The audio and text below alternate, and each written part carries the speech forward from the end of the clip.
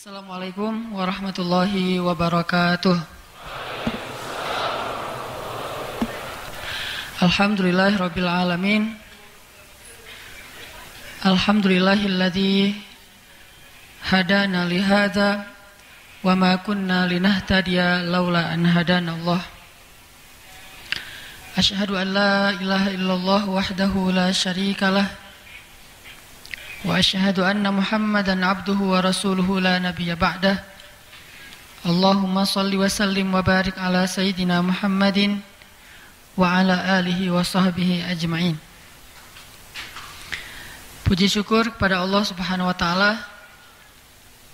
Kemudian salawat dan salam kepada Rasulullah sallallahu alaihi wasallam.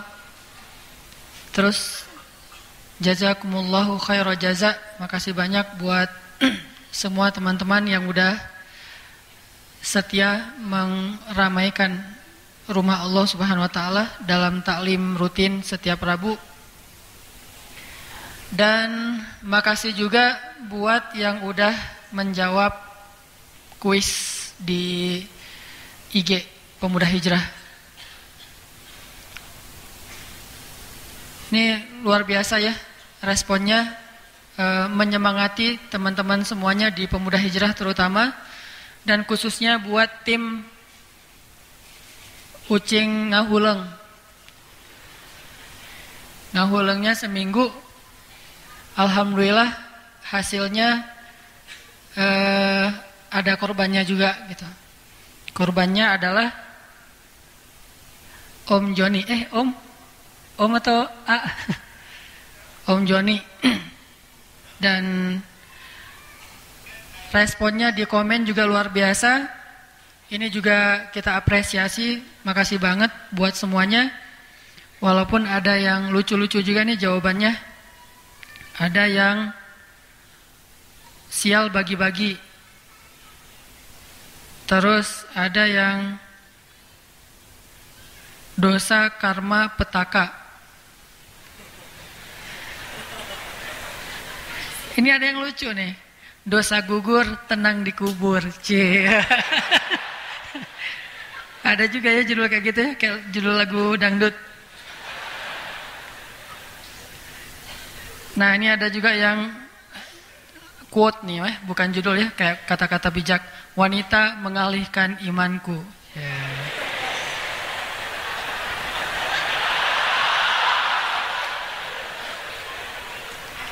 Ini ada yang kurang nyambung sebetulnya nih. Semua akan indah pada waktunya.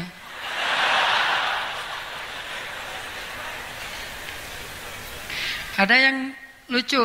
Naonnya judulnya? Ya.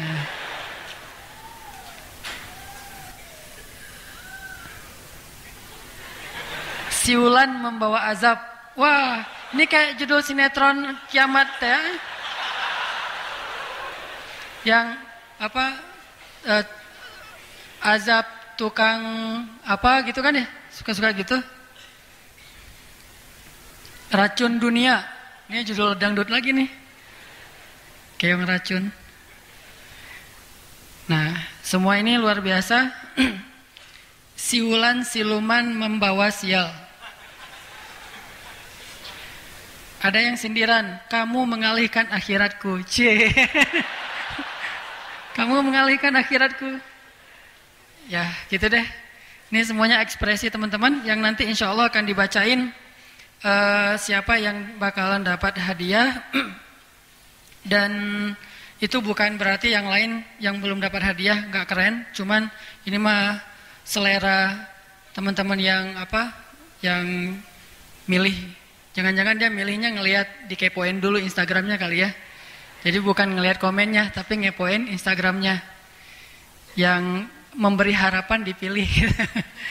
Ya, makasih banget buat semuanya. Mudah-mudahan respon teman-teman membuat semangat dakwah bagi Pemuda Hijrah dan kita semuanya semakin tinggi. Sehingga insya Allah semua masjid di Bandung dan di Indonesia bisa diramaikan oleh anak-anak muda. Malam ini kita bahas tentang yang mana tadi? Yang racun? Kita bahas tentang efek dosa terhadap kehidupan kita. Efek dosa terhadap kehidupan kita. Sebelum kita bahas itu, silakan teman-teman buka Al-Quran. Kita akan baca surat Asy-Syura. Surat Asy-Syura itu surat Asy-Syura, surat 42 ayat 30. Kita tilawah dulu surat Asy-Syura, surat 42 ayat 30.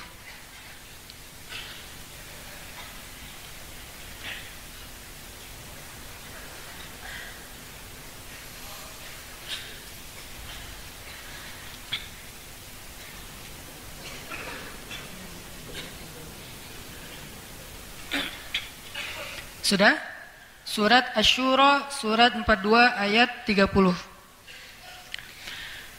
A'udzu billahi minasy syaithanir rajim.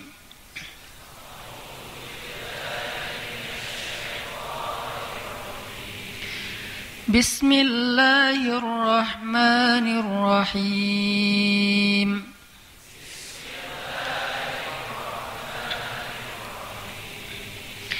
وَمَا أَصَابَكُم مِّن مُّصِيبَةٍ فَبِمَا كَسَبَتْ أَيْدِيكُمْ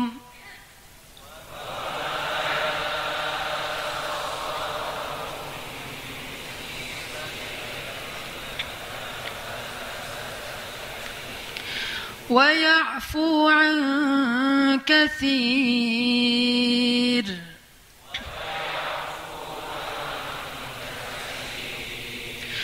وَمَا أَنْتُمْ بِمُعْجِزِينَ فِي الْأَرْضِ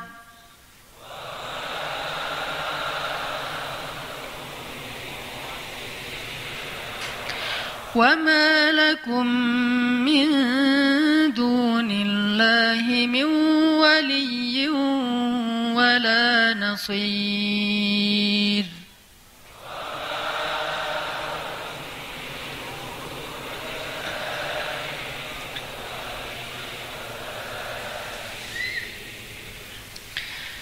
Ya, ini adalah surat Asy-Syura ayat 30 dan 31. Teman-teman yang dirahmati Allah Subhanahu wa taala, di ayat 30 Allah berfirman, "Wa ma asabakum mim musibatin fabima kasabat aydikum." Tidaklah kalian ditimpa dengan satu musibah kecuali itu karena dosa kalian sendiri. Sehingga para ulama mengatakan tidak ada satupun musibah di muka bumi ini, baik yang menimpa seseorang atau menimpa suatu kaum, kecuali penyebabnya adalah dosa. Gak ada satupun musibah, baik yang besar, bahkan yang paling kecil sekalipun, terjadi atau menimpa seseorang dan suatu kaum, kecuali penyebabnya adalah dosa. Sampai para ulama bilang, kalau misalnya saya, kata ulama, melihat dosa saya itu pada diri istri saya. Kecuali gak punya istri ya. Ngelihatnya kepada, jangan istri orang, bahaya. Saya melihat dosa pada diri istri saya. Contohnya gimana? Kalau misalnya ada kejadian atau istrinya ngambek, ada percekcokan rumah tangga, maka mereka akan mengatakan bahwa penyebab dari percekcokan itu adalah dosa. Bisa dosa suami, bisa dosa istri, bisa dosa kedua-duanya. Yang pasti dosa aja tuh. Sehingga ketika ada masalah dengan pasangan, ulama yang ahli hikmah akan banyak bertaubat dan beristighfar. Karena tidak terjadi suatu ketidaknyamanan, kecuali penyebabnya adalah dosa. Jadi kalau misalnya ngerasa ada masalah dengan orang yang kita cintai, itu pasti penyebabnya dosa, istighfar. Terus ulama juga bilang, saya kadang melihat dosa itu ada pada diri anak saya. Gimana ceritanya? Setiap kali anaknya merasa tidak mau mendengar nasihat orang tuanya, pasti orang tuanya akan mengatakan ini mungkin karena dosa saya, astagfirullahaladzim, astagfirullahaladzim. Tidak mungkin seorang anak itu jadi keras kepala kecuali karena dosa. Bisa dosa anak, bisa dosa orang tua, bisa dosa dua-duanya. Terus mereka juga bilang, saya melihat dosa saya pada rumah saya. Jadi bagi mereka kalau atap rumah bocor itu penyebabnya dosa. Sampai segitunya teman-teman. Atap rumah bocor, astagfirullahalazim. Lampu mati, astagfirullahalazim. Air nggak keluar, astagfirullahalazim. Banyak tikus, astagfirullahalazim. Pokoknya semua masalah yang kita alamin sekecil apapun. Kalau buat cewek mungkin pas lagi pakai jilbab gitu terus ketusuk jarum pentul dikit kegores bawah sini, wah astagfirullahalazim. Jangan-jangan saya terlalu banyak ya editan. Jangan-jangan saya kebanyakan editan, akhirnya Allah kasih tanda ini tanda ngedit. Misalnya ya. Tapi kalau ngeditnya buat suami, teteh-teteh itu hukumnya sunnah muakkadah. Sangat dianjurkan. Jadi sebelum suami pulang tuh ngedit dulu. Sensor, wah ada jerawat, pakaiin apa? Salon pas gitu. Jadi pas suami nanya, "Kenapa itu, Mah?" Bekas jihad. Jihadnya adalah masak atau apalah. Kalau ngedit buat suami itu berpahala.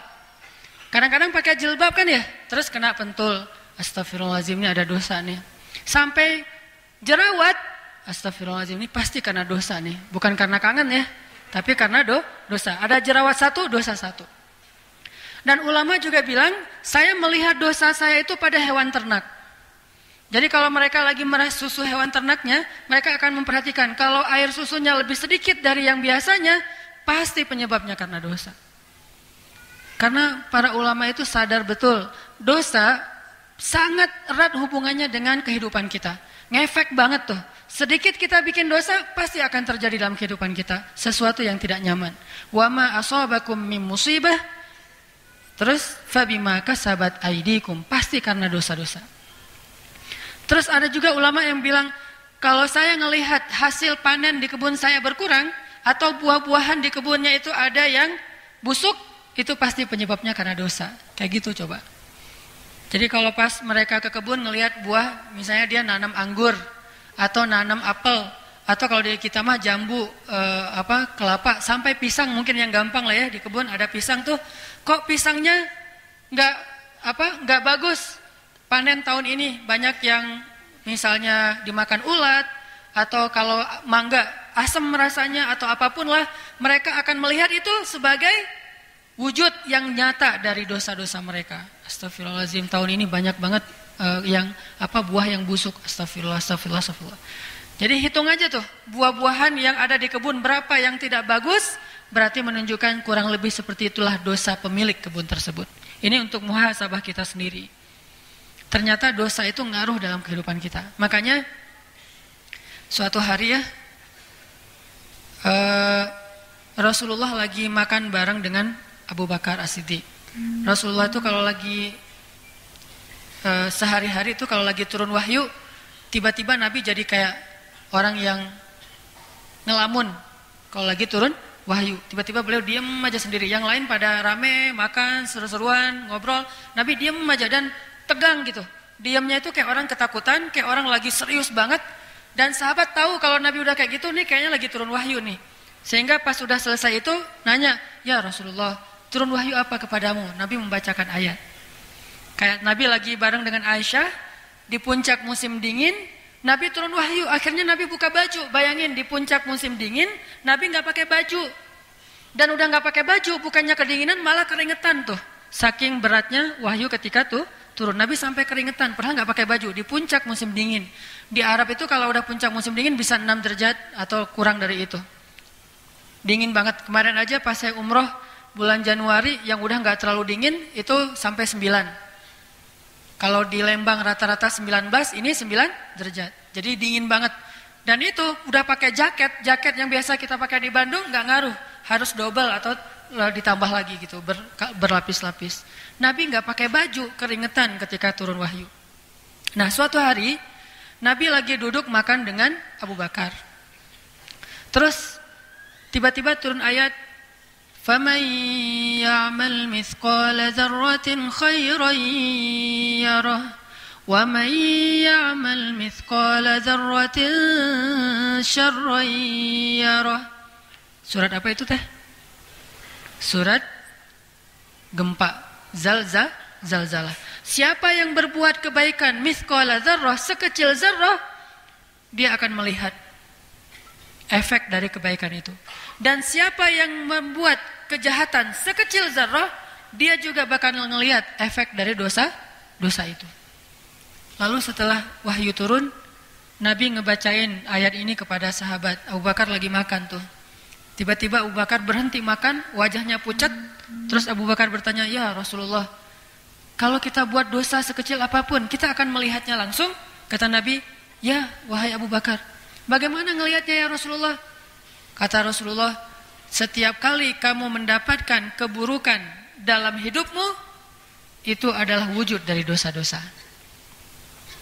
Setiap kali kita ngalamin hari yang buruk, kejadian yang buruk, musibah yang tidak baik, maka itu pasti wujud dari dosa-dosa yang kita lakukan. Kenapa?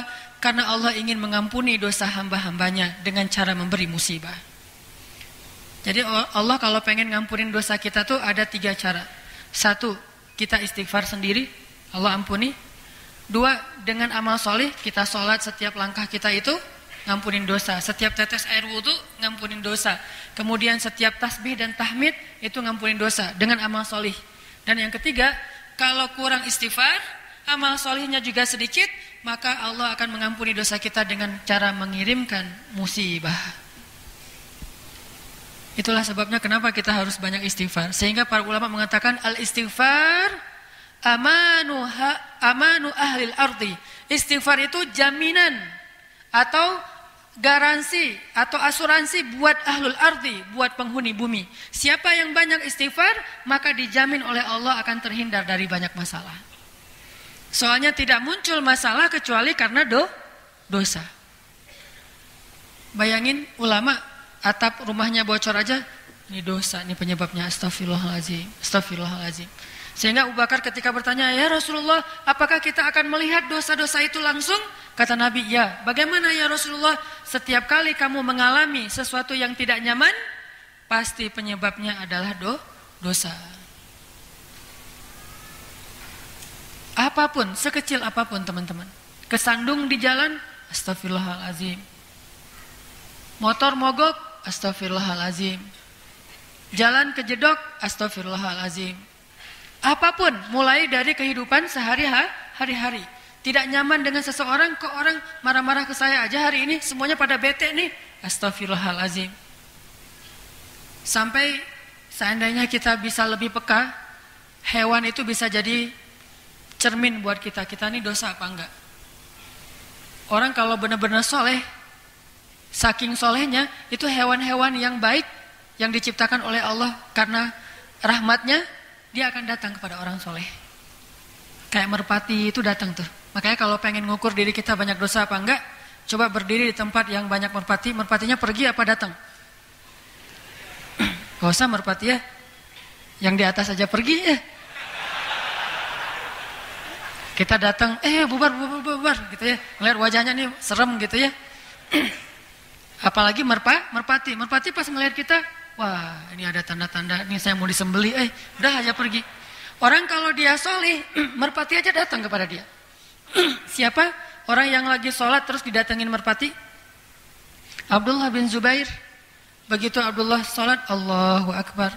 Merpati langsung lihat, Abdullah, datang. Pada ngumpul. Merpati ngumpul, ngetarin Abdullah. Langsung naik ke atas kepala Abdullah. Jadi merpati sama Abdullah itu kayak bayi kepada ibunya, manja gitu. Naik ke atas kepala, naik ke atas pundak. Abdullah sholat aja terus. Pas Abdullah udah selesai sholat, baru mereka pada cari makan lagi. Nemenin Abdullah sholat, bayangin. Pernah nggak kita sholat ditemenin merpati? Belum pernah kan? Sholat ditemenin istri? Sholat ditemenin istri itu keren banget loh. Allahu Akbar. Biasanya kan di belakang mah makmum ya. Yang makmum biasa lah. Kalau laki-laki, perempuan. Ini makmum di belakang kekasih. Nggak boleh ya, nggak boleh sampai sholatnya nggak khusyuk. Saya cuma agak-agak penasaran, cuman saya belum sempat nanya ke Ustadz. Coba nanti nanya ke Ustadz ya, karena saya ilmu fikihnya lemah. Boleh nggak sih kita sholat sama istri terus gandengan gitu? Ini penasaran saya ya, ini kenakalan saya aja nih. Dan jangan diambil sebagai fatwa, saya juga masih bertanya, boleh nggak sih kayak gitu?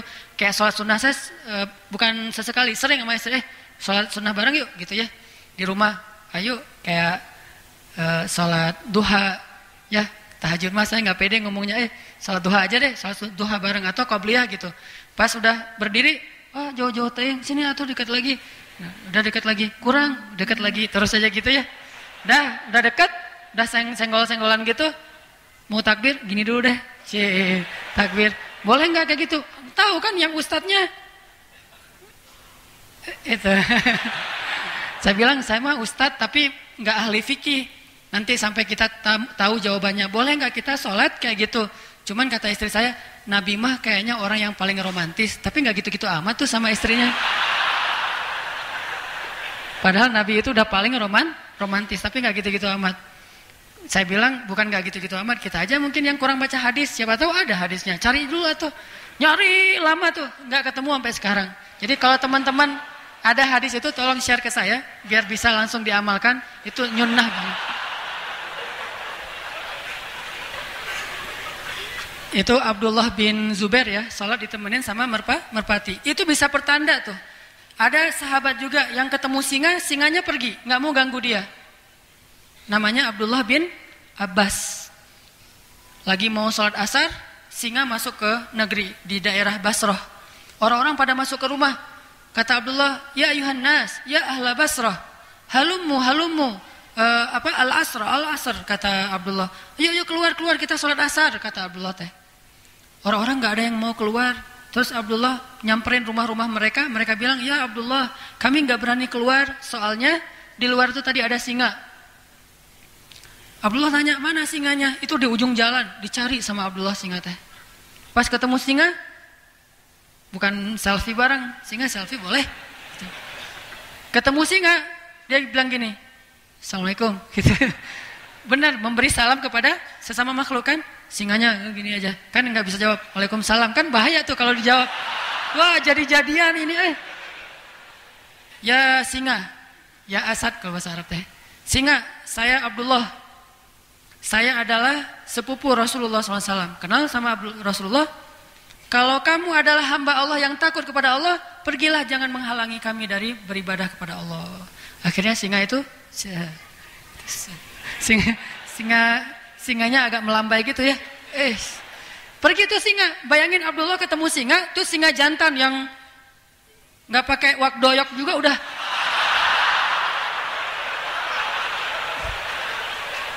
Jadi kalau teman-teman nggak gini, dipertanyakan nih, jantan apa? Masya Allah nih ada, wah janggutnya Masya Allah. Saya sebetulnya ada, cuman masih lemah iman saya. Jadi saya tetap mengakui bahwa lihyah, janggut itu adalah sunnah Nabi SAW. Cuman ada mazahib tentang kewajibannya, apakah keharaman mencukurnya, Allahu alam. Yang jelas respect banget nih buat orang yang janggutan. Dan respect juga buat orang yang Van Dijk ya kumisnya, yes. Dan respect juga buat yang pengen janggutan tapi belum ditakdirkan berjanggut. Udah segala macam pakai kemiri, terus wak doyok, udah habis 3 botol ya. Tumbuh 3 helai. Mana? Mangga kesini teh, kan? Bagian model wak doyok. Artinya singa jantan aja pergi ketemu dengan Abdullah bin Abbas. Dan itu kisahnya kisah nyata, sahih riwayatnya. Sehingga kemudian setelah singanya pergi, Abdullah mendatangi orang-orang, ayo kita sholat asar, singanya udah pergi, baru pada sholat asar. Bayangin. Jadi kalau yang senang touring atau yang senang hiking, yang senang main di hutan, banyak-banyak istighfar. Sampai di sana nanti bisa ketahuan kita ini orang yang soleh atau enggak. Tapi jangan cari-cari harimau ya. Saya mau uji nih, saya ini dosanya banyak apa enggak. Pergi aja ke kebun durian. Karena kebun durian di Aceh itu, kalau di kampung saya, setiap kebun durian itu pasti ada, kalau orang Aceh nyebutnya nenek. Orang Aceh nggak berani menyebut harimau dengan nama aslinya. Kita nyebutnya dengan nama IG-nya. Nama aslinya kan harimau, akunnya tuh nenek. Jadi kalau di hutan manggil harimau itu bakalan dimakan, kata orang Aceh cenah. Sehingga kalau lagi makan durian, nginep di hutan tuh kita bilang jangan besok pagi jangan langsung ngambil ya duriannya, biar sama nenek dulu. Nah begitu malam udah jatuh buah durian, kita nggak akan turun, nunggu aja dulu di kayak istilahnya tuh kayak di tempat gitu, ada rumah kecil, nungguin di situ. Suka ada suara-suara, ada yang meriksa buah durian. Pas pagi dilihat banyak langkah harimau, terus udah dimakan sama harimau. Jadi kita makan sisanya harimau. Kasih jatah nenek. Ini ngapain jadi ngomongin itu ya? Oh ya, tadi dosa. Bayangin kalau ada Ibnu Abbas ya. Kalau ada Ibnu Abbas tuh, begitu jatuh buah durian keluar, nenek datang, wah Ibnu Abbas nggak jadi keluar. Kalau kita, wah nih durian plus daging segar ya. Ini kenapa? Karena kita banyak dosa. Paling gampang mengukur dosa kita, lihat pada anak bayi. Anak bayi itu kan nggak punya dosa tuh. Kalau anak bayi digendong sama kita nggak mau, banyak-banyak istighfar deh. Ini wajah serem gini. Ingat nggak kisah Firaun gendong Musa? Kan Asyah gendongin Musa tiap hari. Suatu malam Asyah bilang ke Firaun,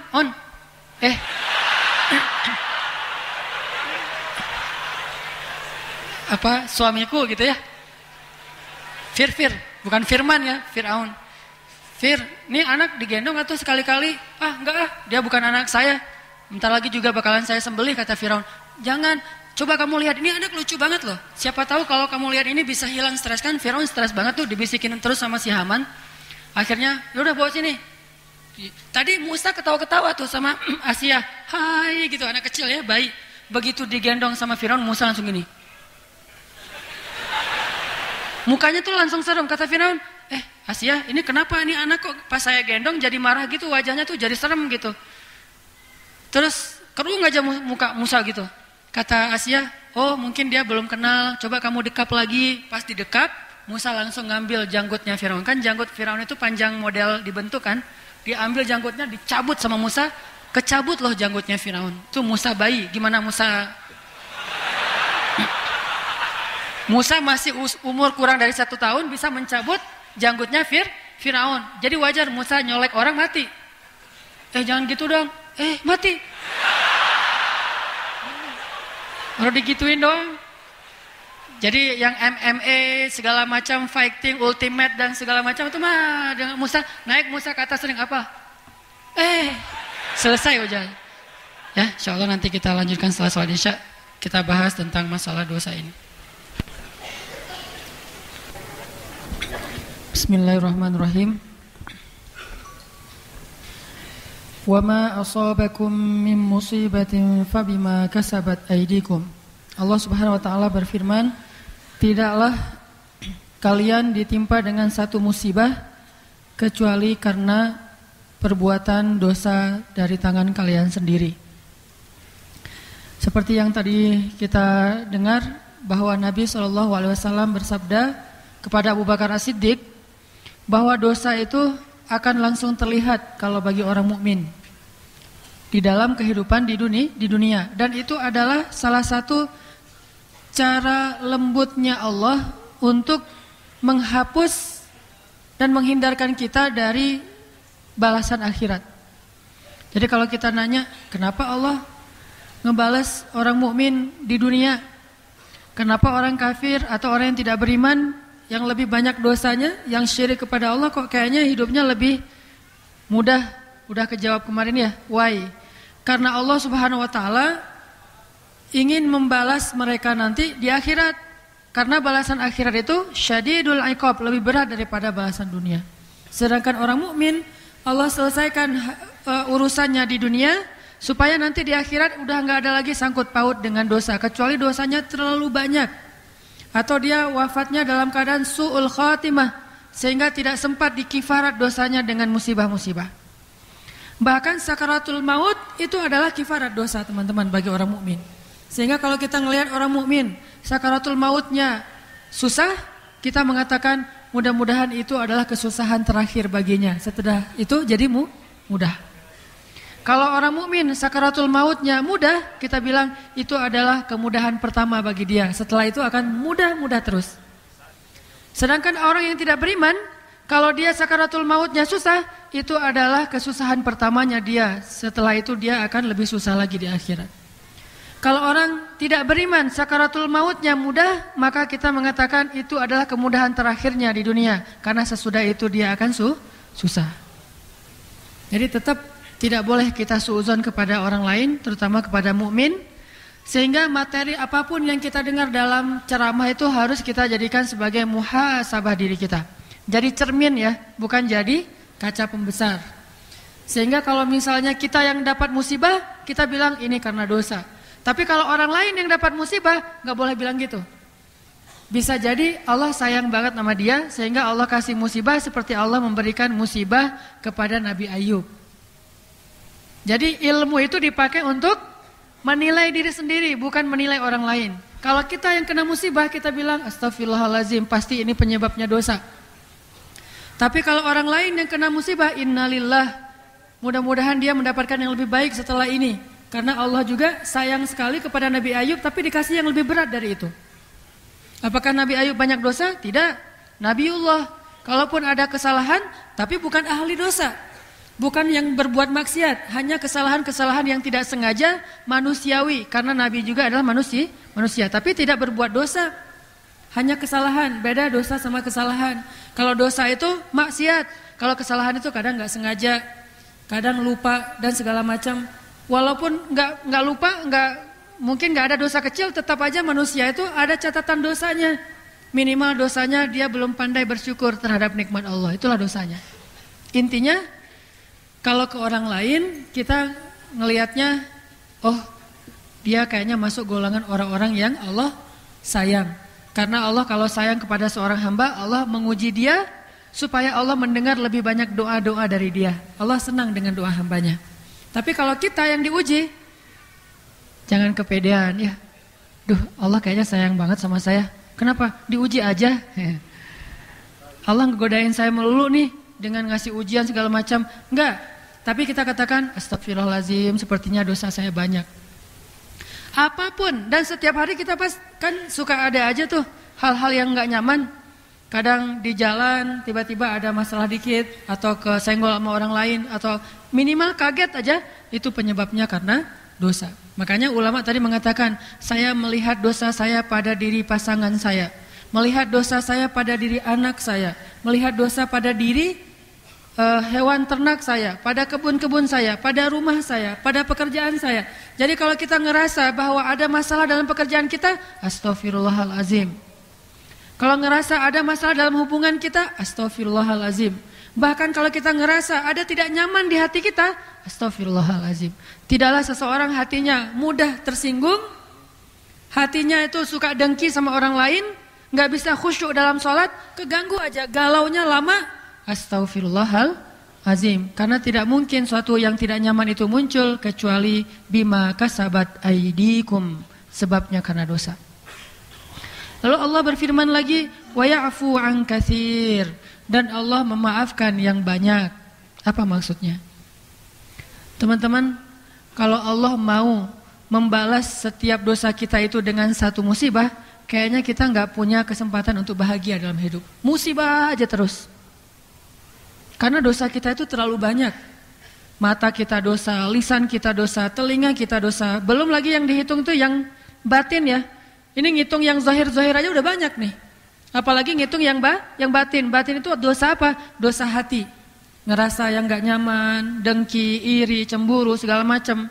Itu udah dosa. Mikirin yang jelek-jelek tentang orang lain udah dosa. Jadi kalau kita mau dibalas setiap dosa dengan satu musibah, hidup kita itu adalah pergantian antara satu musibah dengan musibah yang lain. Makanya Allah berfirman, wa ya'fu an katsir. Sebagian besar dosa kita itu gak dibalas sama Allah sebetulnya. Jadi jangan suudzon dulu sama Allah. Sebagian besar dosa kita itu nggak dibalas sama Allah. Allah biarin aja dulu. Supaya kita punya kesempatan bertobat. Bayangin kalau kita Dosa misalnya sebutlah kayak dosa mata. Setiap hari mata kita berdosa. Baik kita sengaja atau nggak sengaja, kemudian jadi sengaja. Ya, awalnya nggak sengaja. Alhamdulillah nggak sengaja, gitu kan?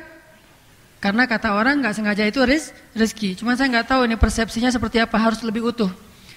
Nggak usah kita sengaja nih, kita keluar dari masjid, terus kita jalan sebentar ke sebelah, itu udah dosa mata kan? Nggak usah ketemu orang, mallnya udah tutup juga masih bisa dosa mata. Banyak foto-foto, poster segala macam.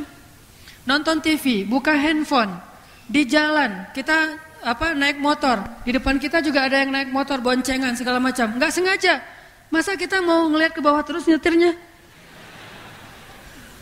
Kenapa itu lihat ke belakang? Dosa. Susah kan? Artinya dosa kita tuh banyak banget. Seandainya Allah mau membalas per dosa itu satu musibah, bayangin. Kayak Fister itu, sekali ngelihat langsung di kotoran.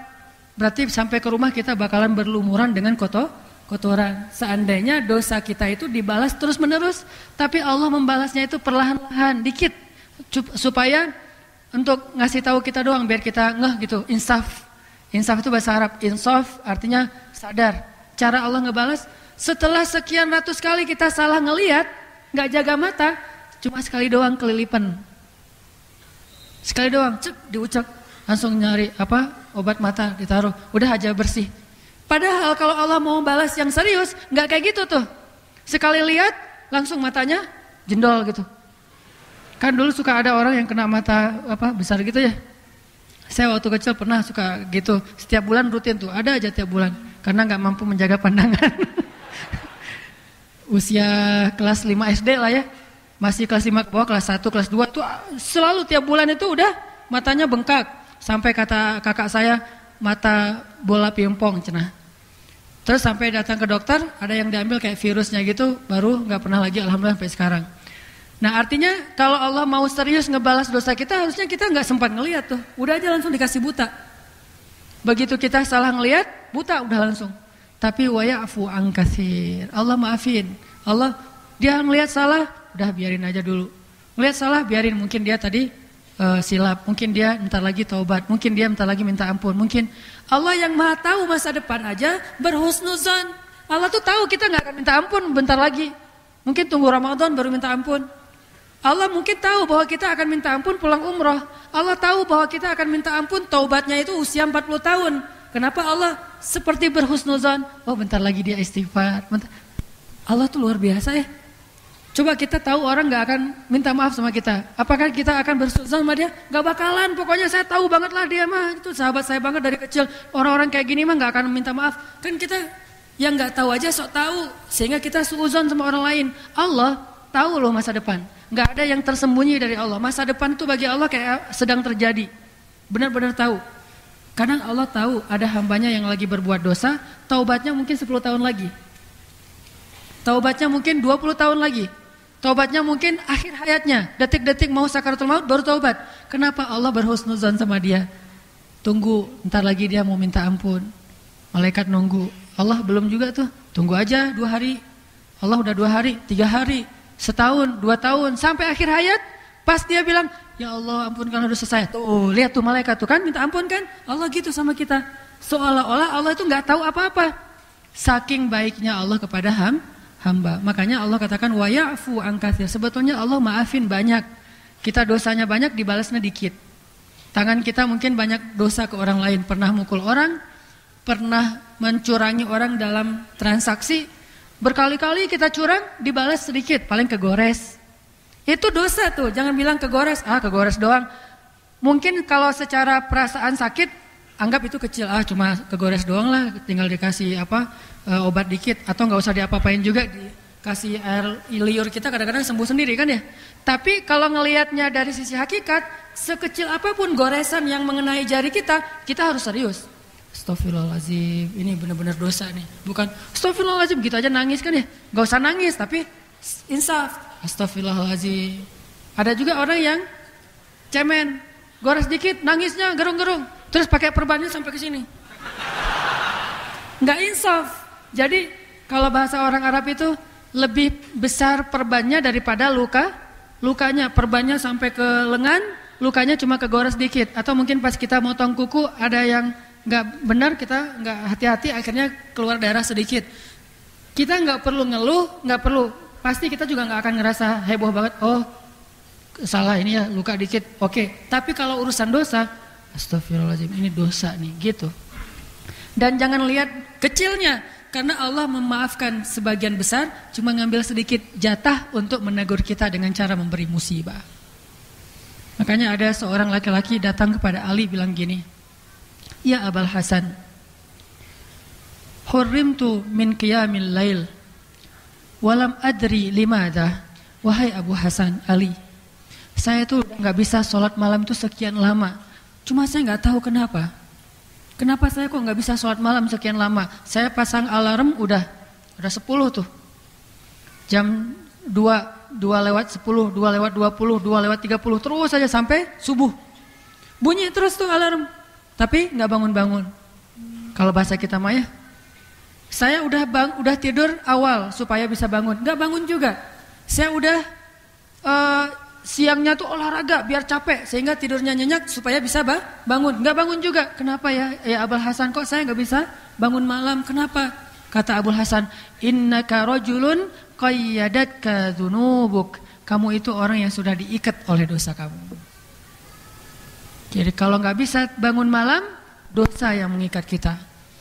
Nggak bisa subuh, dosa yang mengikat kita. Kalau berkurang sedikit amal soleh yang sunnah dari yang biasa kita lakukan, dosa itu penyebabnya. Misalnya, sehari teman-teman tilawah 1 juz. Hari ini kurang dari target. Astagfirullahaladzim, pasti dosa. Kecuali 1 hari bacanya 1 ayat. Kurang dari target, dosa juga.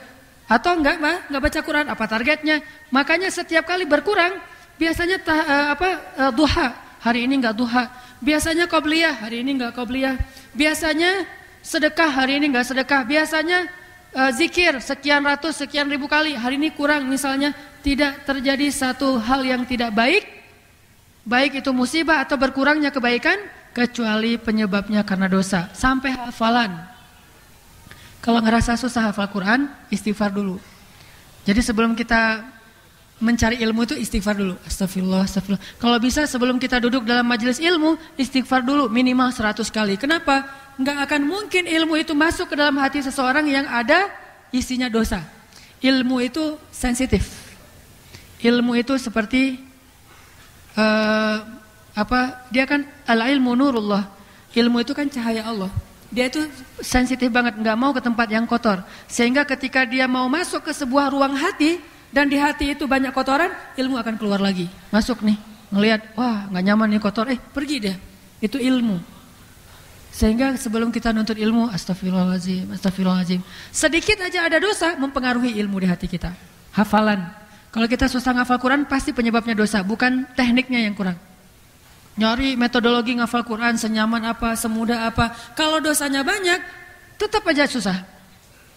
Di Gaza, Palestina, kenapa anak-anak Palestina yang terjajah, yang dibombardir sama Israel, yang hidupnya susah, makannya susah, ngafal Quran sebulan khatam 30 juz, 1 hari 1 juz.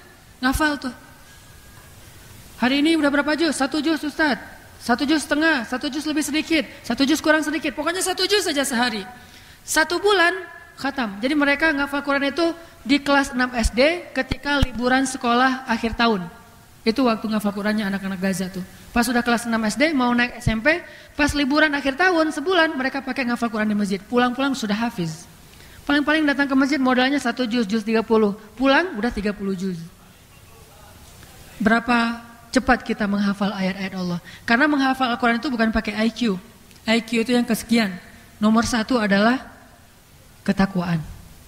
Allah berikan ilmu itu kepada siapa yang Allah cintai. Jadi kalau teman-teman menghafal Quran misalnya Alif Lam Mim, Alif Lam Mim, Alif apa ya setelah alif teh? Nah susah, separah itu Alif Lam Mim aja lupa gitu ya.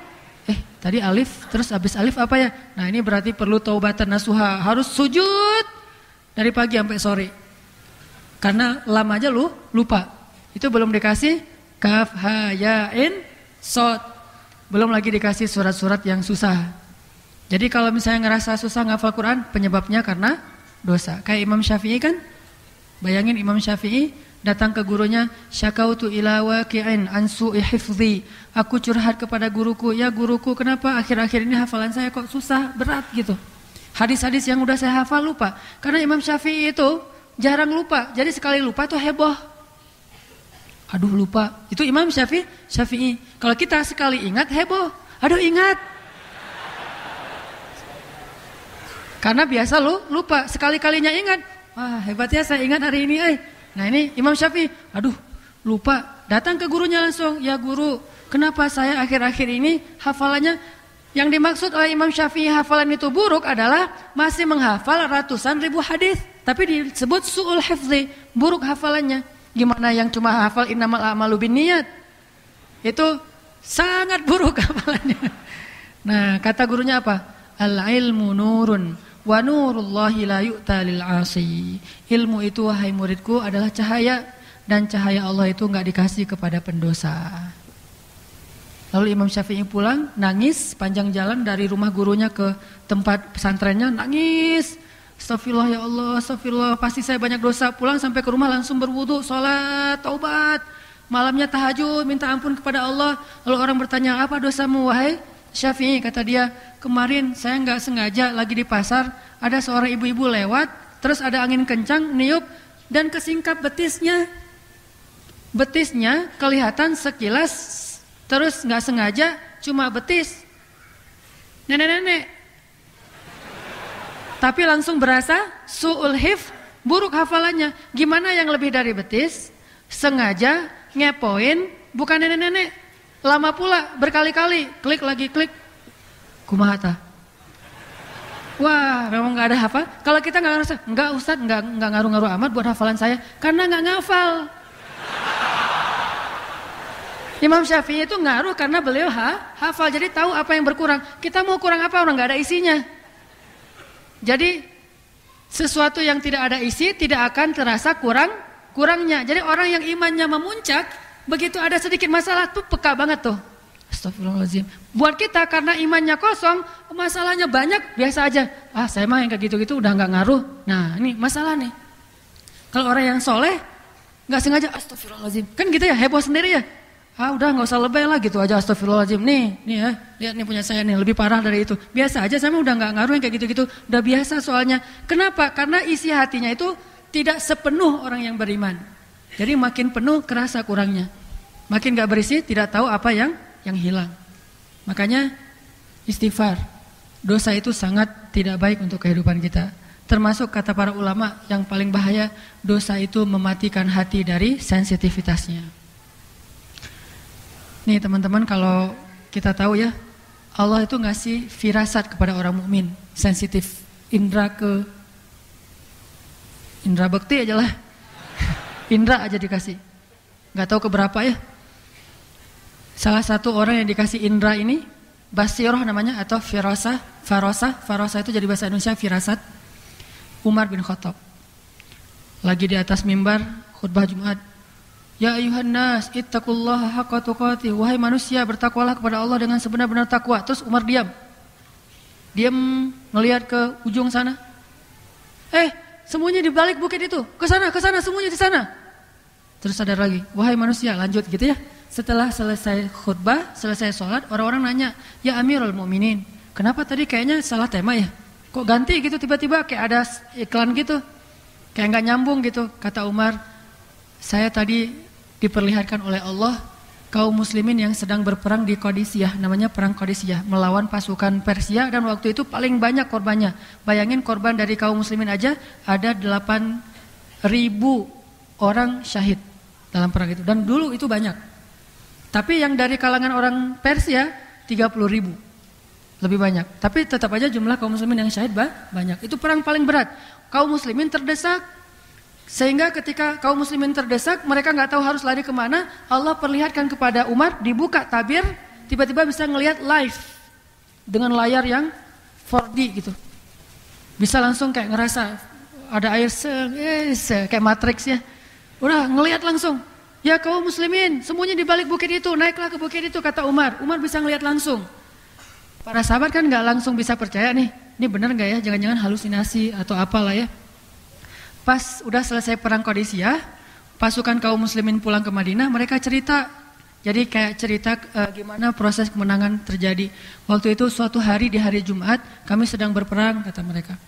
Dan saat sedang berperang itu kami terdesak dan hampir saja kami terbunuh semuanya. Tiba-tiba kami mendengar suara Umar Amirul Mukminin berteriak mengatakan, wahai kaum muslimin, sembunyilah di balik bukit itu. Sehingga akhirnya kami semuanya naik ke atas bukit dan sembunyi di sana dan selamat.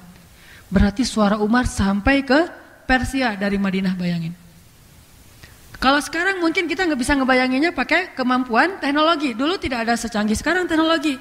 Tetapi teknologi Allah lebih dahsyat, lintas zaman. Kalau orangnya soleh, masalahnya kenapa kita jadi ribet dengan teknologi, habis baterai segala macam, lost sinyal. Karena iman kita lemah, sehingga kita mengandalkan teknologi. Dulu mereka ngandalin Allah karena imannya kuat. Masalah dikit, ya Rabbi, selesai. Ini Umar bisa basirah, karena Umar itu Allah maafkan dosa-dosanya ahlu Badar. Setan kalau udah lewat tanya dulu ke temannya, tadi Umar lewat situ nggak? Kenapa? Saya nggak mau kalau udah Umar lewat gitu. Umar lewat, setan langsung lari. Kalau dia lewat satu gang ada aroma tubuh Umar, wah ini pasti Umar nih baru lewat, lari, kabur aja setan. Kita dicari sama setan, dia lewat situ nggak? Lewat, ya udah saya. Dia malah nyari kita gitu. Ah ini kayak aroma parfumnya Hanan Ataki nih. Ah ayo sini. Cari saya, setan. Mau syahadat. Ini Umar ya. Terus ada lagi Umar pernah gubernur Mesir, Amr bin As. Di Mesir itu musim kemarau panjang, gak turun hujan sama sekali. Sampai-sampai sungai Nil itu jadi sat, airnya habis. Akhirnya gubernur Mesir kirim surat kepada Umar. Ya Amirul Mukminin, di Mesir sudah lama nggak turun hujan. Berikanlah kami solusi. Apa yang harus kami lakukan? Salat istisqa sudah.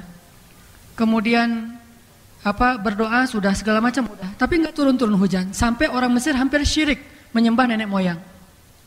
Pas surat itu sampai kepada Umar langsung ngebalas surat itu dengan kalimat doa. Bismillahirrahmanirrahim. Kalau surat saya sampai kepada kamu, bacakanlah doa ini. Doanya Umar yang tulis, ya Allah, berikanlah hujan kepada penduduk Mesir, amin. Itu doa-doa Umar tuh. Dikirim ke Mesir. Pas malamnya sampai ke Mesir, dibaca oleh Amr bin As, dibuka. Terus dia bacakan, Umar berdoa, ya Allah turunkanlah hujan untuk penduduk Mesir. Saat detik itu juga turun hujan, bayangin. Sampai sungai Nil penuh dan meluap airnya ke kebun-kebun orang-orang Mesir, sehingga mereka semuanya bertakbir. Ini presiden yang beriman tuh kayak gitu tuh. Enggak, ini gimana nih minta bantuan ke PBB segala macam, datangkan investor apa segala macam. Enggak, datangkan dulu pencipta langit dan bumi, Allah yang akan mendatangkan asbab.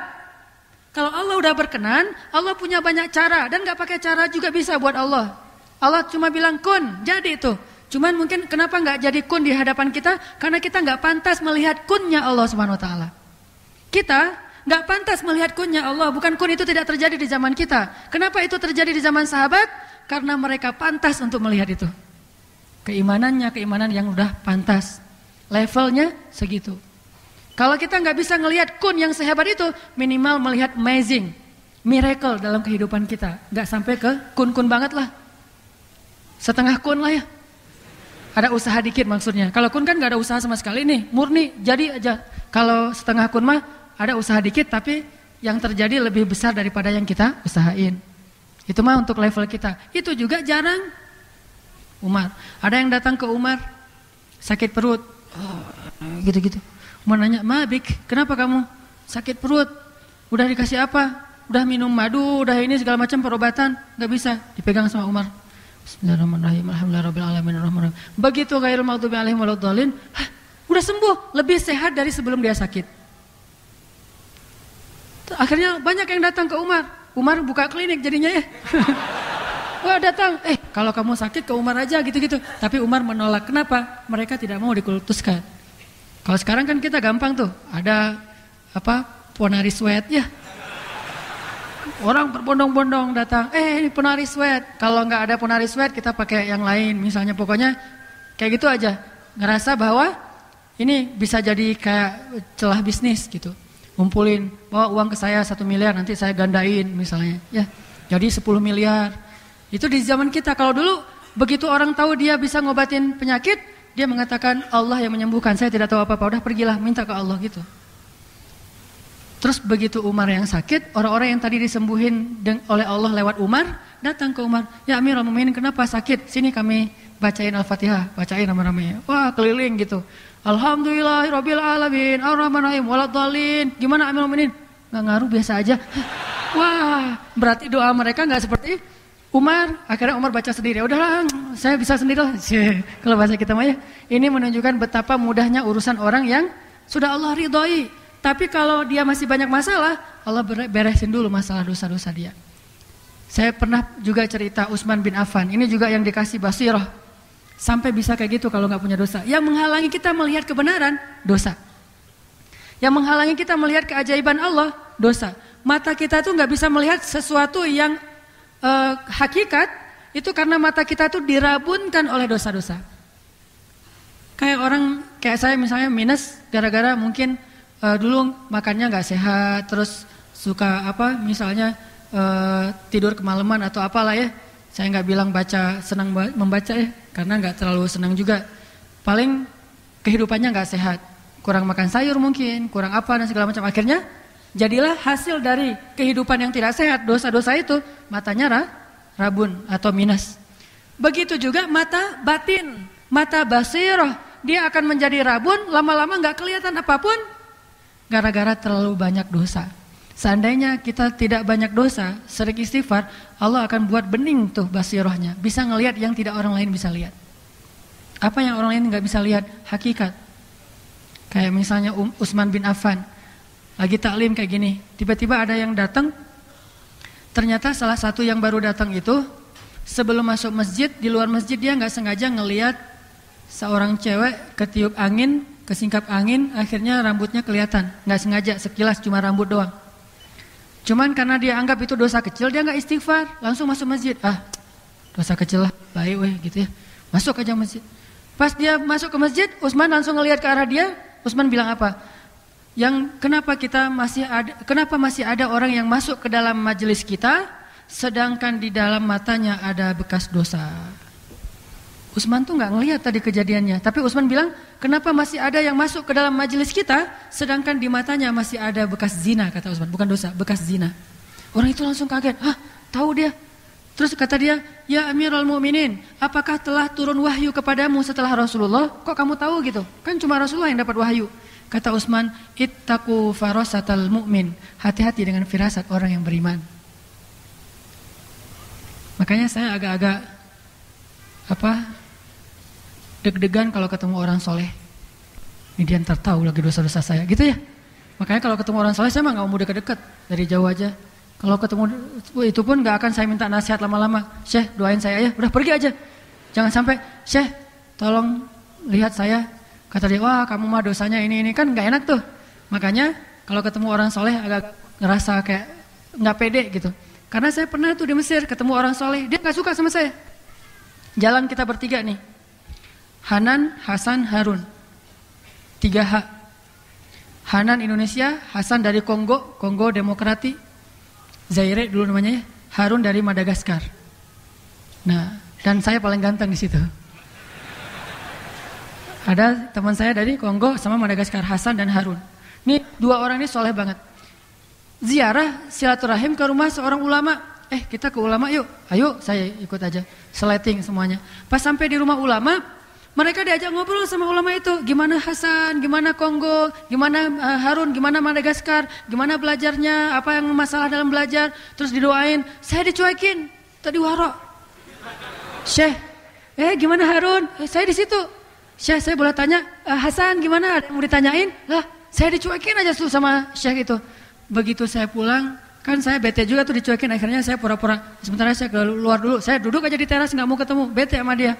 Pas sudah pulang, mereka cerita, tahu nggak kenapa kamu dicuekin? Kamu harus banyak istighfar, kata dia. Oh gitu? Masa dia tahu? Bisa aja dia tahu. Astagfirullahaladzim, astagfirullah. Nah, saya terus memperbaiki diri. Selang beberapa lama kemudian diajak lagi ke Syekh itu. Ahlan wa sahlan, Hanan, dipeluk-peluk sama Syekh itu. Waduh, berarti selama ini benar karena dosa, dan begitu udah banyak istighfar, beliau bisa, nggak tahu gimana ceritanya, dan itu saya alamin sendiri itu.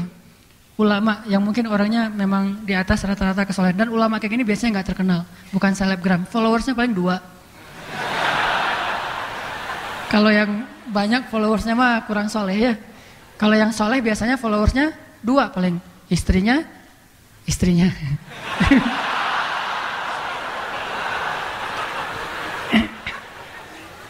Kalau yang followers banyak, tapi nggak ada istrinya, buat apa ya? Followers, berapa followers?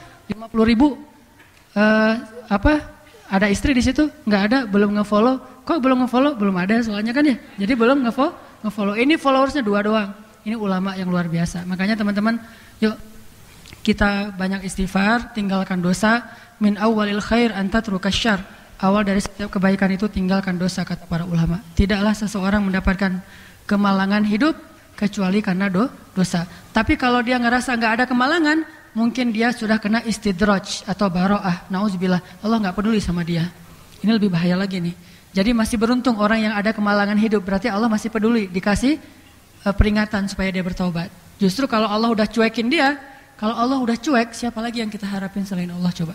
Jangan sampai Allah cuek. Dan kalimat Allah cuek itu baro'atum minallah. Allah udah angkat tangan, udah nggak peduli. Terserah lo deh mau ngapain. Terserah kamu mau pengen apa, dikasih semuanya. Tapi semakin dikasih, semakin nikmat hidupnya, semakin dia jauh dari kebenaran. Mudah-mudahan ini bermanfaat. Mari kita tutup dengan berdoa. Dan teman-teman, saya ngajak kepada semua teman-teman yang ada di sini dan yang bisa melihat lewat streaming atau live, jangan lupa doakan saudara-saudara kita di Palestina, di Suriah, di Irak, di Rohingya. Kita aja yang mungkin gak tahu kondisi terkini dari sana, karena sedikit sekali media yang ngeliput. Seandainya kita ngelihat, oh itu luar biasa, kasihan sekali keadaan mereka. Seperti yang tadi sore sempat saya posting juga, itu hanya salah satu contoh gimana seorang bayi, itu bayi umur sekitar kurang dari 2 tahun, nangis di atas foto ayahnya karena kangen dengan ayahnya yang sudah terbunuh. Itu luar biasa kondisi. Dan anak-anak kayak gitu banyak. Masih ada lagi yang dia nangis sendiri karena ayahnya terbunuh, ibunya terbunuh, kakak-kakaknya semuanya terbunuh seketika di depan matanya karena kena bom dari jet tempurnya Rusia. Cuma dia yang selamat, dan selamatnya pun udah cacat, kakinya putus, matanya buta, nangis ya ummah gitu. Ummah itu artinya ibu. Ya abati gitu. Terus manggil kakak-kakaknya, ya ukhta, akhwati. Kondisi mereka luar biasa. Kita berharap mudah-mudahan Allah Subhanahu wa taala memberikan kemenangan kepada kaum muslimin. Kalau saya tiap pekan ngomong kayak gini tuh bukan berarti kita melupakan juga kondisi di negara kita. Cuman kalau mau dibandingin, kondisi di sana tuh lebih parah daripada di kita. Kita mah paling lapar, sakit, tapi kan kita nggak terjajah. Kalaupun ada istilah terjajah, paling terjajah ekonomi atau apalah, itu mah masih kiasan lah ya, walaupun terjadi. Tapi kalau di sana, fisik, mental, bayangin dengerin suara bom aja udah. Karena saya pernah tinggal di konflik ketika di kampung saya dulu di Aceh, terjadi konflik, kita lagi di pesantren, di belakang pesantren saya kontak senjata, GAM sama TNI. Kalau udah kontak senjata, kita tiarap semua. Pas bangun dari tiarap, pagi-pagi di dinding pesantren kita tuh udah banyak bekas peluru. Kalau nggak tiarap bahaya.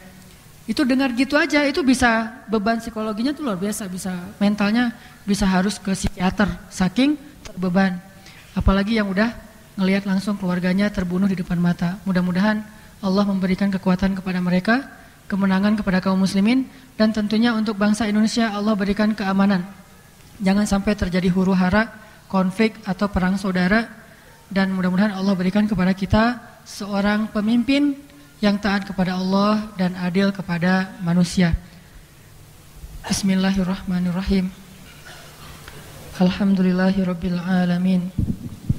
Alhamdulillah hamdan katsiran thayyiban mubarakan fih kama yuhibbu rabbuna wa yarda. Allahumma shalli wa sallim wa barik ala sayyidina Muhammadin wa ala alihi wa sahbihi ajma'in. Allahumma lakal hamdu wa lakas syukru. Lakal hamdu ala ni'mati kulliha. Allahumma ja'alna laka dzakkarin laka syakkarin, ilaika munibin, wa alaika mutawakkilin. Allahumma ighfir lana walil muslimin, Allahumma ighfir lana dhunubana waliwalidayna ya Rabbana, waliwalidayna ya Allah. Allahumma ighfir lahuma, Rabbana ighfir lahuma warhamhuma kama rabbayana shighara. Irham walidayna ya Rabbana, ya Rahman, ya Rahim. Irham ummahatina warham aba'ana, warhamhuma ya Allah, warhamhuma ya Rahman, warhamhuma ya Rahim. Allahumma ighfir lahuma warhamhuma wa'afihima wa'fu anhuma wa akrim nuzulahuma wa wassi' madkhalahuma wa ghasilhuma bil ma'i wal thalji wal barad wa naqqihima minal khataaya kama yunaqqa ath-thawbul abyadu minad danas. Allahumma ij'al qabrahuma rawdatan min riyadil jannah wa la taj'al qabrahuma hufratan min hufarin niran. Irhamhuma ya Rabbana, irhamhuma kama rabbayana shighara. Irhamhuma kama rabbayana shighara ya Rabb. Allahumma fa innahum ibaduk, fa in kanu musii'una fatahhirhum, wa in kanu muslihuna fataqabbal minhum.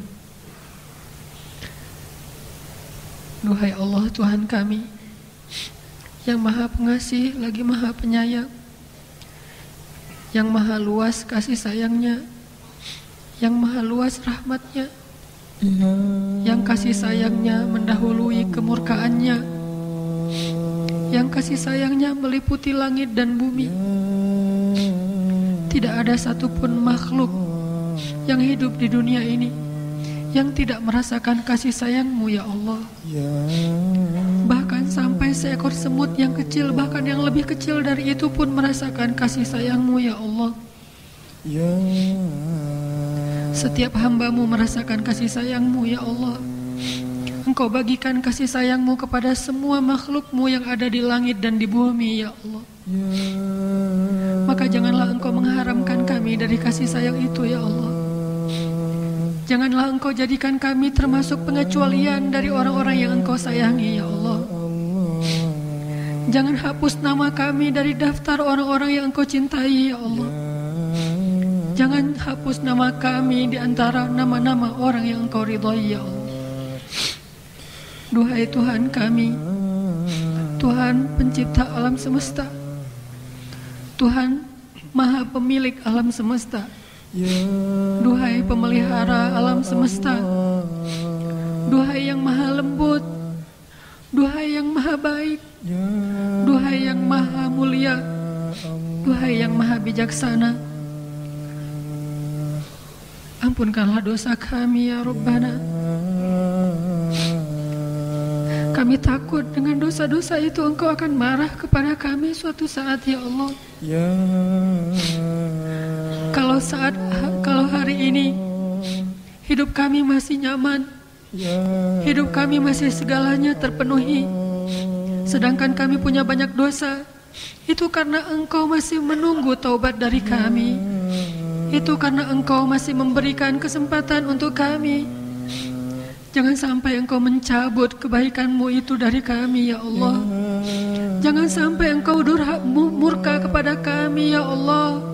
Janganlah Engkau murka kepada kami karena dosa-dosa kami. Tak mampu kami menahan diri dari murka-Mu ya Allah. Tak mampu kami untuk mendapatkan kemarahan-Mu ya Allah. Tak mampu kami menanggung azab-Mu ya Allah. Tidak ada seorang pun dari kami yang mampu ya Allah. Janganlah Engkau mengazab kami karena dosa-dosa kami. Ampuni kami ya Allah. Ampunilah kami ya Allah. Kami kadang tidak sadar betapa besar dosa-dosa yang pernah kami lakukan ya Allah. Seandainya Engkau mau memperlihatkan dosa-dosa kami, mungkin kami tidak akan bisa bangkit karena beban dosa yang Engkau pikulkan di atas pundak kami, ya Allah. Tidak ada seorang pun dari kami yang bisa bangun dari terbaringnya karena ditindih oleh dosa-dosanya, ya Allah. Mungkin satu orang saja di antara kami dosanya telah memenuhi langit dan bumi. Apalagi jika dosa-dosa itu dikumpulkan dari setiap orang di antara kami. Tetapi Engkau Maha Pemurah.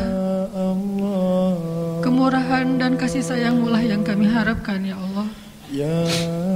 Kami pun belum tahu, ya Allah, apakah kami bisa bertaubat dengan taubatan nasuha.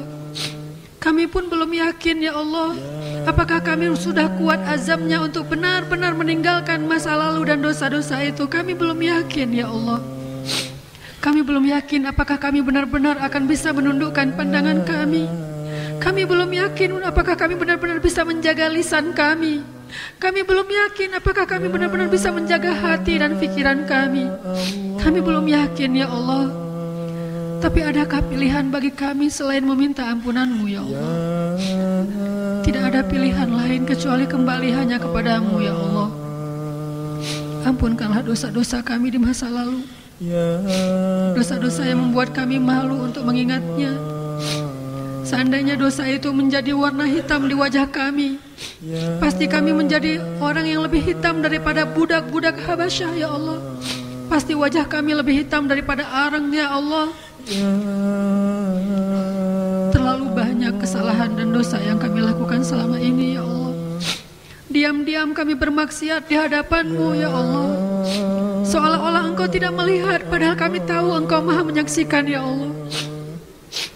Diam-diam kami melakukan dosa ketika semua yang lain tidak melihat kami, padahal Engkau Maha memandang segala sesuatu, ya Allah. Kami telah membohongi diri kami sendiri, ya Allah. Ampunkanlah dosa kami. Rabbana, ampunkan dosa ibu kami, ya Allah. Ibu kami, ya Allah. Kami sangat mencintai ibu kami, ya Allah. Walaupun kami tidak pandai menunjukkan cinta kami kepadanya, ya Allah. Kami mencintai ibu kami diam-diam, ya Allah. Walaupun kami tidak tahu bagaimana mengatakan cinta ini kepadanya, ya Allah. Walaupun kadang kami tidak pandai mengekspresikan wajah kami di hadapannya yang membahagiakannya, ya Allah. Tapi Engkau Maha tahu isi hati. Demi Engkau yang tidak ada sesuatu yang lebih hebat darimu, ya Allah. Kami bersumpah kami sangat mencintai ibu kami, ya Allah. Diam-diam kami mencintainya. Tetapi kami sedih, ya Allah. Kami tidak mampu membalas kebaikan ibu kami. Tidak ada satu hari pun yang bisa kami balas kebaikan ibu kami, ya Allah. Sehari kehidupan ibu kami lebih berharga dari seumur hidup kehidupan kami, ya Allah. Sehari saja ketika ibu kami mengandung kami dalam kepayahan demi kepayahan, itu lebih berharga dari segala kehidupan kami, ya Allah. Lebih berharga dari semua harta yang pernah kami berikan. Lebih berharga dari semua perhatian yang pernah kami curahkan.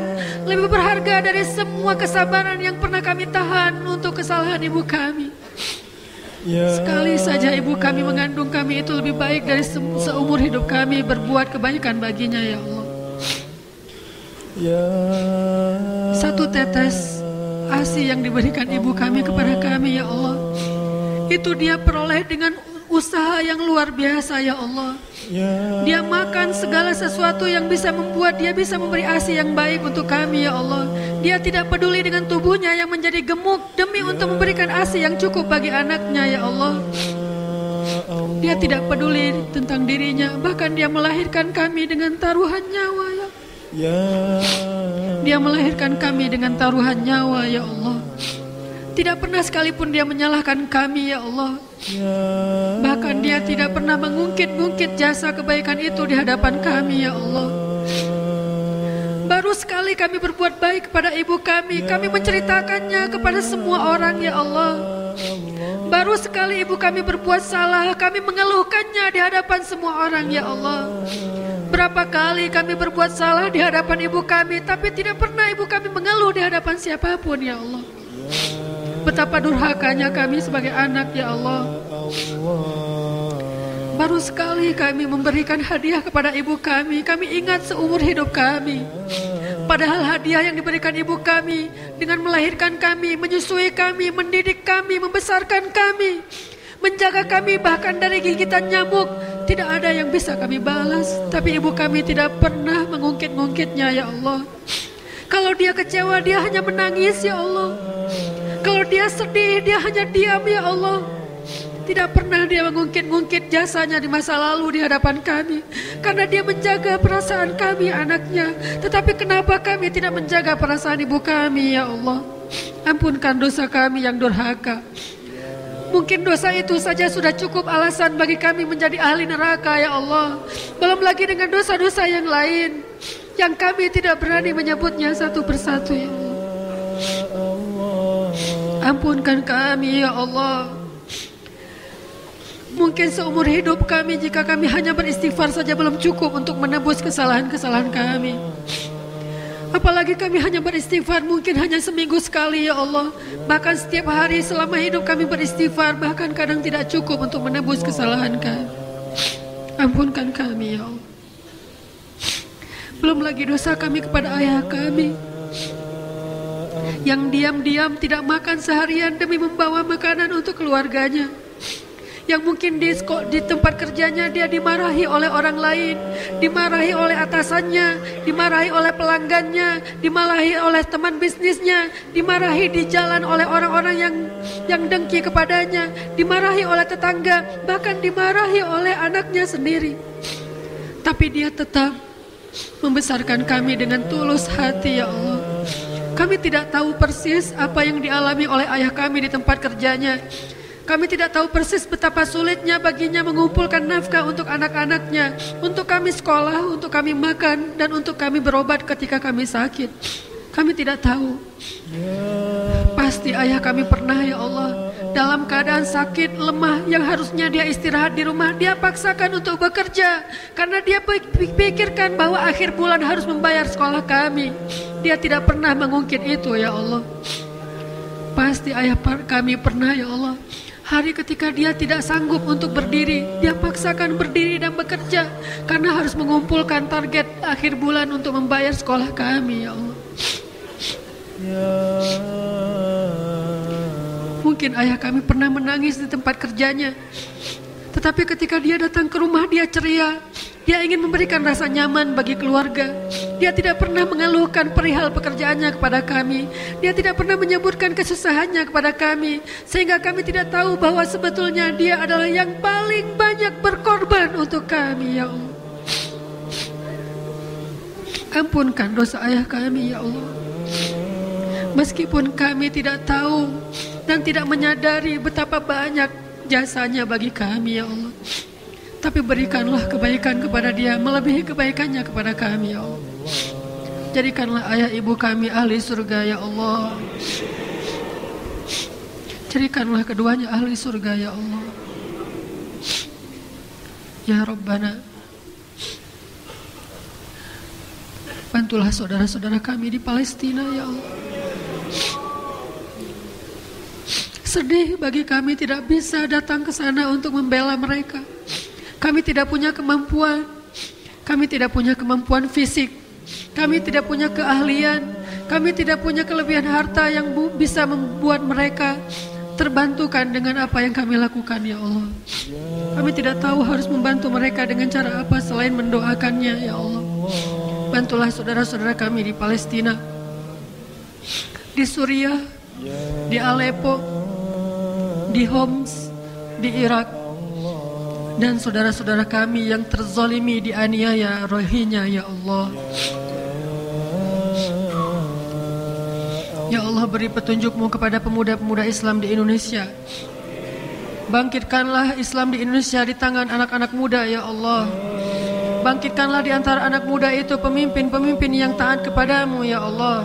Pemimpin-pemimpin yang takut akan azab-Mu ya Allah, yang dia lebih takut kepada Tuhannya daripada kepada atasannya ya Allah, yang dia lebih takut kepada azab neraka-Mu daripada ancaman-ancaman manusia ya Allah, yang dia lebih takut kepada penciptanya daripada musuh-musuh agamanya ya Allah. Anugerahkanlah untuk kami pemimpin yang berani ya Allah, yang bijaksana ya Allah, yang adil ya Allah, yang mulia dan jujur akhlaknya ya Allah. Berilah petunjuk-Mu kepada pemimpin-pemimpin kami saat ini ya Allah. Sayangilah pemimpin kami ya Allah. Janganlah Engkau biarkan mereka jauh dari agama-Mu ya Allah. Ketuklah hati mereka ya Allah. Kami tidak mau mendoakan keburukan bagi pemimpin kami ya Allah. Kami tidak mau mendoakan kecelakaan bagi pemimpin kami. Bagaimanapun kami merasa terzalimi ya Allah, kami mendoakan kebaikan untuknya, karena kami mencintainya karena-Mu ya Allah. Berilah rahmat-Mu kepada pemimpin kami, beri hidayah-Mu, jadikanlah dia pemimpin yang salih dan Engkau ridhai ya Allah. Ya Rabbana, ajib du'aana ya Allah. Engkau maha mendengar, maka dengarkanlah doa kami. Engkau maha kuasa, maka ijabahlah doa kami ya Allah. Rabbana atina fid dunya hasanah